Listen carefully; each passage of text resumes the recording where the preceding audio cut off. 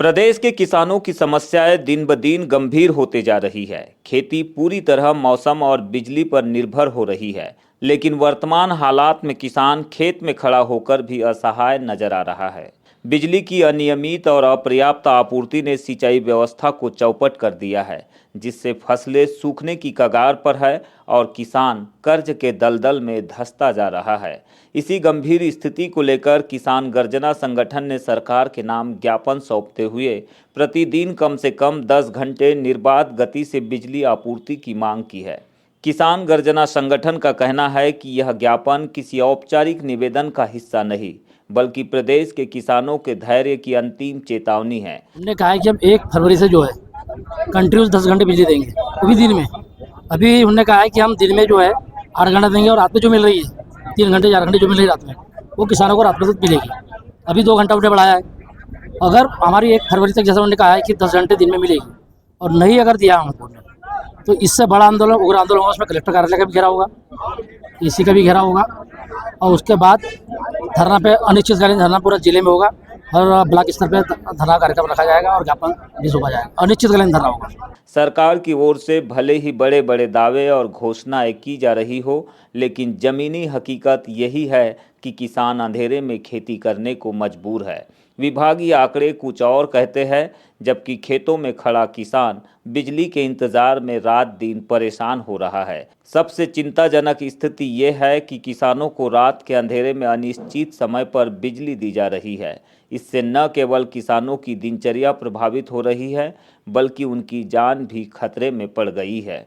जंगली जानवरों, करंट से होने वाली दुर्घटनाएं, खेतों में हादसे और लगातार बढ़ता मानसिक तनाव किसानों के लिए एक बड़ी चुनौती बन चुका है। इसे लेकर आज बालाघाट में किसानों का आक्रोश फूटा और उन्होंने बिजली विभाग के अधिकारी के कार्यालय का घेराव कर दिया। किसानों ने मांग की है कि किसानों को कृषि पंपों के लिए प्रतिदिन कम से कम 10 घंटे निर्बाध बिजली आपूर्ति प्रदान की जाए। साथ ही सिंचाई सत्र के दौरान किसी भी प्रकार की कटौती या फिर ट्रिपिंग पर पूर्णतः रोक लगाई जाए। आप जो 2 शेड्यूल में बिजली दे रहे हो, वैसे 2 शेड्यूल में आपको भी ड्यूटी करना पड़ेगा। ये हमारा कहने के लिए हम आए थे। वो तो उन्होंने इस बात को स्वीकार किया कि किसानों को जो है जैसे 10 घंटा लगातार बिजली का उन्होंने कहा था, वो 10 घंटे बिजली देने का उनने आश्वासन हमको दिया है। और किसान, धान उत्पादक जो किसान हैं, उन किसानों को अभी वर्तमान में फरवरी, मार्च और अप्रैल 3 महीने बहुत ज़्यादा बिजली लगती है। तो हमने उनके सामने बात रखी थी। एसी साहब ने 2 घंटे बढ़ाने का अभी हमको आश्वासन दिया है। कल से 2 घंटा बिजली जो है किसानों को एक्स्ट्रा, जो दिन में 6 घंटा मिल रही थी, उसको 8 घंटा कर दिया है। और उसके बाद का जो है लगातार 1 फरवरी से जो 3 महीने का शेड्यूल होगा, उसमें लगातार 10 घंटे बिजली देने के लिए उनने उच्च अधिकारी से बात रखी है, यह आश्वासन दिया है। और जहां तक 1 फरवरी तक वो कंप्लीट हो जाएगा, ऐसा आश्वासन उन्होंने दिया है।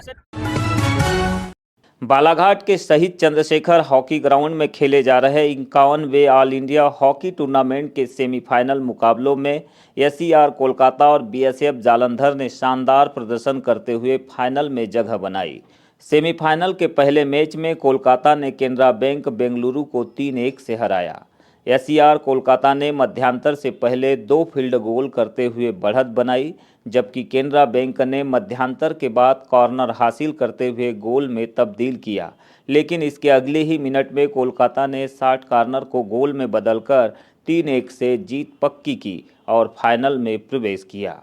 दूसरे सेमीफाइनल में बीएसएफ जालंधर ने कमांडेंट बेंगलुरु को ट्राई ब्रेकर में 3-1 से पराजित किया।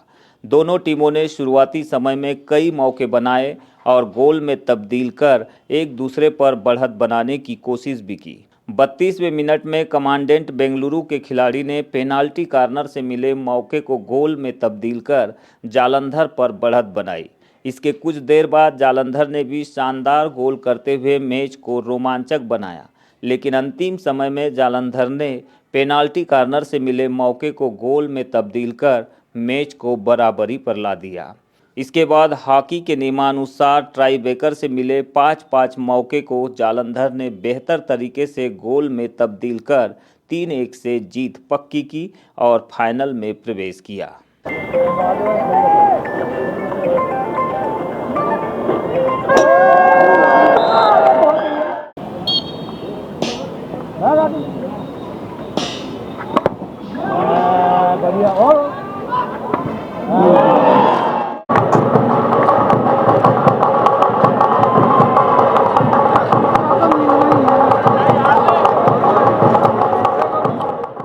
17 जनवरी को टूर्नामेंट का खिताबी मुकाबला सुबह के 10:30 बजे शुरू होगा।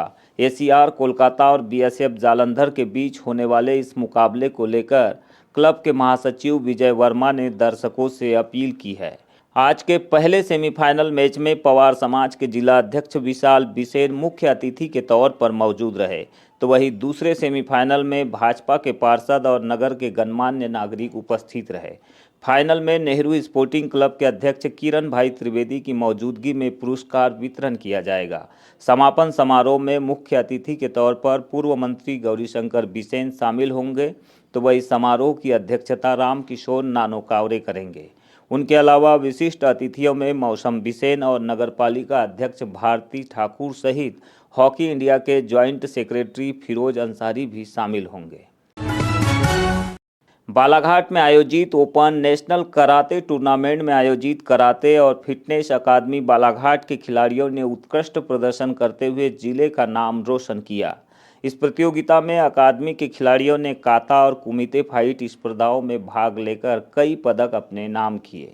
वहीं अकादमी के कोच सेंसेई लक्की मड़ावी ने भी काता प्रतियोगिता में भाग लेकर गोल्ड मेडल जीता और खिलाड़ियों के लिए प्रेरणादायी उदाहरण प्रस्तुत किया।